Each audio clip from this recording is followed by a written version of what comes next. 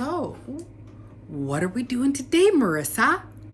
I'm by myself again, so I'm going to be making apple cider vinegar. You are so not by yourself. I'm right here. I'm in front of the camera by myself. So I started making apple cider vinegar roughly about 4 months ago. This was to be used in salad dressings, but also to be used in my fire cider oxymels, because I go through about a gallon of apple cider vinegar every single time. So the great thing about apple cider vinegar is that you can use either just the scraps, whatever you have left over from a pie or some sort of dessert, meaning the peel or the core. But I like to actually use the flesh, and we do put the whole apple in there, so there will be seeds in there. But this is our kitchen and we're okay with putting the seeds in. I'm going to show you a couple of methods that I've kind of learned along the way of making apple cider vinegar. And let's start quickly about talking about the vessel that we're going to be fermenting in, because this is another fermentation. So the first is just a small quart jar like this. If you just have a small kitchen or you're just 2 people, this is a great way of just getting rid of your scraps. You can put all of your scraps actually into the freezer and bring it out when you have enough to fill halfway into your jar. The next method is the Mad Millie. Mad Millie! This is my fermenting crock that I brought home from New Zealand. I actually left clothes behind in order to bring this thing home with me. I did explain in my previous video on how to make kimchi. So the similar process to the kimchi, I would basically put all of the apple or kimchi inside of the fermenting crock here, and then the fermenting weights go directly on top of that, keeping the apples or kimchi submerged underneath the liquid. Super important, like I explained previously, is please sanitize everything that you do when you are fermenting, because you want to have good bacteria, not bad bacteria. So this is another method that you can use. And my favorite method, because it's cool to watch fermentation happen, is to use this Cracker Barrel 3-quart jar. It is a swing top lid and it does have a seal to it, but we won't be using that portion. With this one, when I first started out, I actually filled up a Ziploc bag full of water and placed it on top of the apples to keep them submerged underneath the water. Then I have tried a cup. Finally, my mom went and got something special. So she went and bought from Fermentology this fermentation weight that actually works perfectly inside of this jar.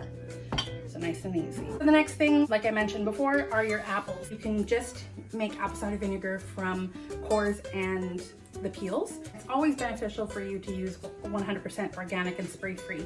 I do not have access to organic apples at this time, so I just have some regular apples.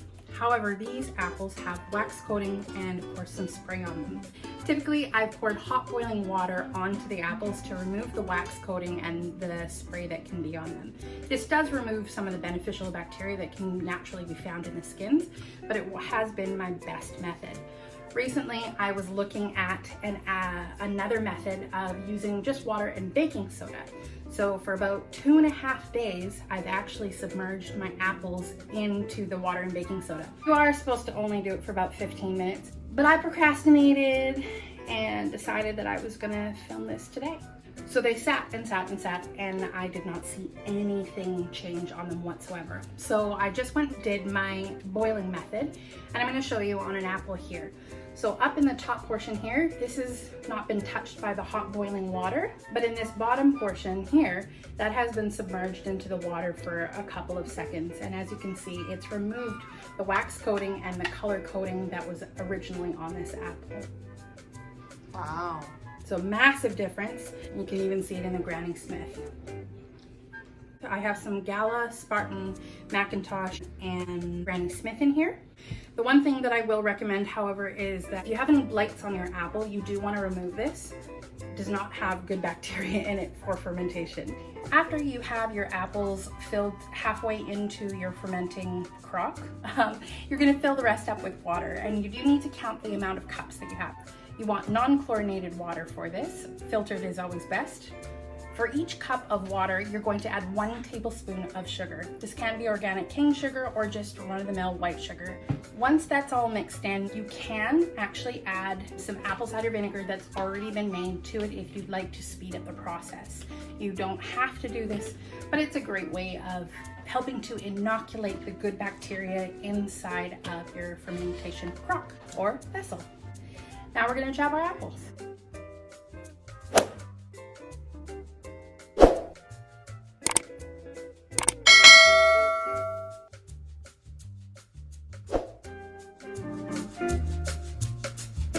So I had a lot of apples today, so I actually have slightly overfilled both the fermenting crock and my fermenting vessel.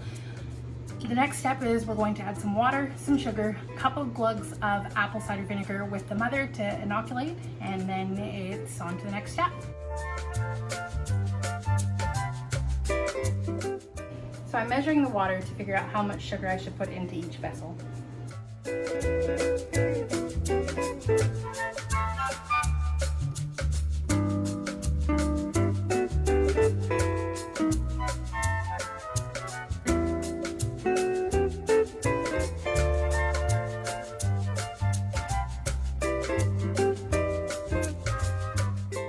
So each vessel took about 6 cups of water, so I'm going to add 6 tablespoons of sugar to each vessel.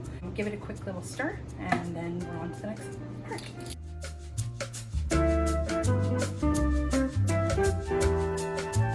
6 tablespoons is just over 1/3 of a cup. I'm going to add the apple cider vinegar and then give it a quick little stir before I put the weights in.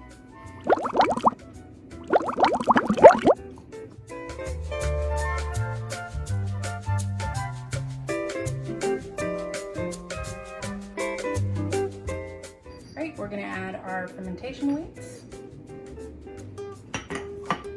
Should be nice.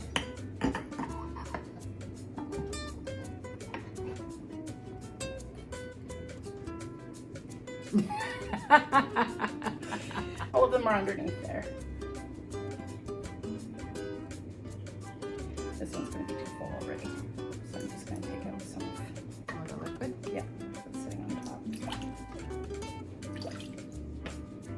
So each one of these vessels or crocks actually has a different method of sealing them or allowing them to breathe. So with the Mad Millie fermenting crock, we've placed the weights in and now we need to seal it. We're going to do a water seal with this. So up in the top, there's this moat that I put some water into. This allows excess gases to leave, but it does not allow any of the microbes or bacteria in the air to enter and cause mold. With my Cracker Barrel vessel, what I'm going to be doing is placing a coffee filter on the top here with an elastic band. This allows again for the gas to escape, and again less likely that the microbes are going to be entering, and also keeps flies away just in case you're doing this in the summertime. So I like to clean the top moat with a clean paper towel or a clean cloth in the top here, just to make sure that I'm not leaving any apple residue behind or apple juices or anything like that. And it's as easy as popping some water in the top here and placing the lid on top. Ta-da! And that's it. Thank you, Mad Millie. And now place a coffee filter with a rubber band securing it. It's recommended to leave these at 70 to 75 degrees for about 2 weeks, stirring every single day. We generally have a cooler house, so I kind of leave them for anywhere between 3 to 4 weeks, depending on what I see in coloration. After you've stirred them for 2 weeks, then you do a second fermentation, and you start by removing the apples from the apple cider vinegar. It's kind of a cider at this point, maybe a little bit alcoholic. So what you want to do is place it into a vessel with a small mouth and allow it to continue to breathe, again with a coffee filter or a cheesecloth, and this can be again from anywhere between 3 to 4 weeks. During this time, a SCOBY may actually form, which means that you've got the mother working in there, which is awesome, good bacteria. And it will go from a cider tasting into the vinegar tasting. I have one of those. So this is an apple cider vinegar that I made, I believe in January I made this one. And as you can see, it's got a super healthy SCOBY in there and a super healthy mother in there. and it's starting to actually get a deeper, darker color because I've put it into a dark area to continue on with fermentation. I can now, if I wanted to, cap it off, and then we literally have the apple cider vinegar ready.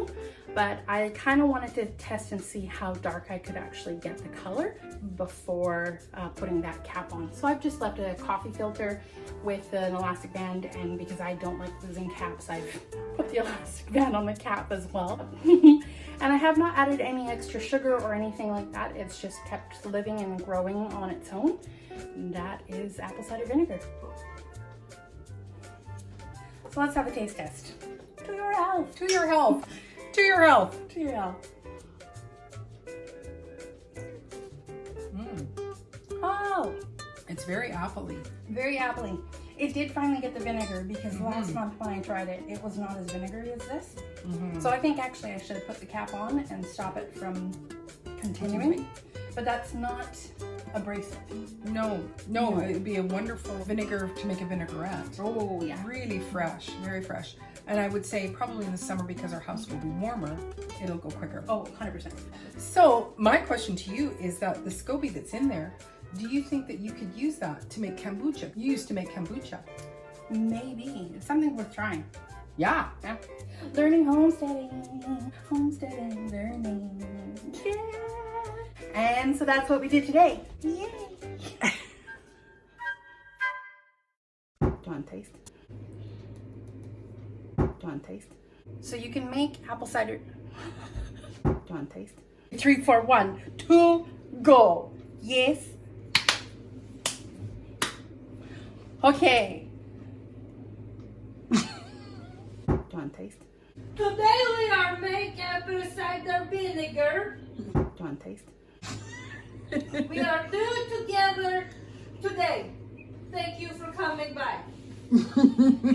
Hope you learn lots of things. Do you want to taste?